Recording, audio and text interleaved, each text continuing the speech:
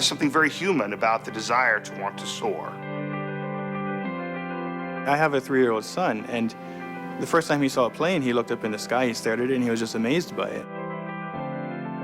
It's about giving people the opportunity to do things in an aircraft that they maybe wouldn't have the opportunity, for one reason or another, to do in real life.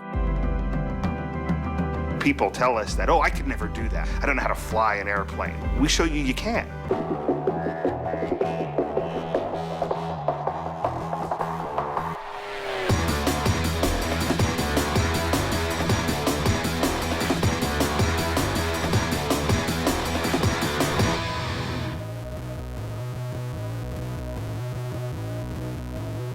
Building an aircraft for flight is very close to building an actual aircraft.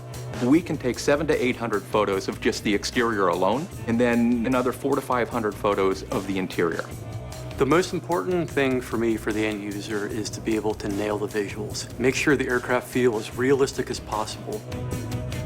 The instruments are the heart of the simulation aspect of Microsoft Flight. If I'm coming in for a landing on a foggy, windy day, I can't see the runway, I can use the right instruments to get that plane down safely on the ground.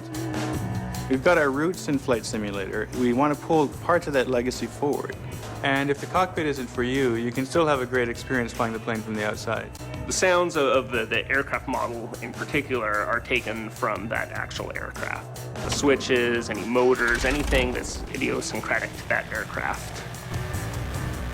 When I saw the A5 for the first time, I was completely blown away by the design of it. Its cockpit was sort of modeled after a luxury sports car. I think you look at the A5 and you see the future of aviation at the consumer level. You see what flying can be.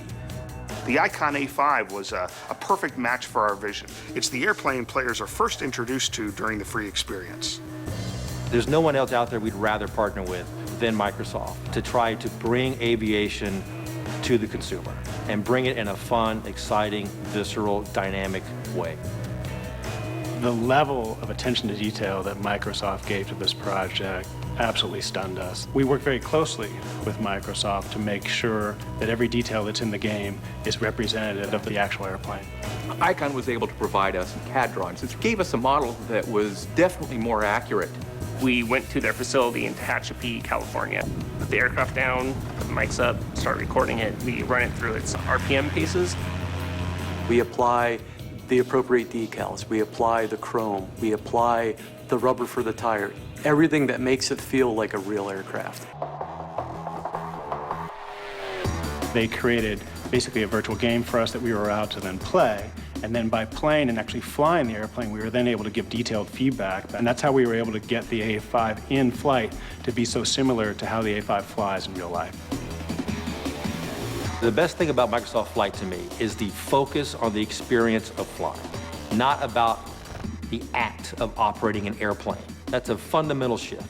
I can do things in the game that I wouldn't be able to do in real life, but that I have a lot of fun pushing myself to do. You don't need a joystick, you don't need to use your keyboard, okay? Grab a mouse and go. Let your imagination manifest itself. I mean, let the dream of flying become real.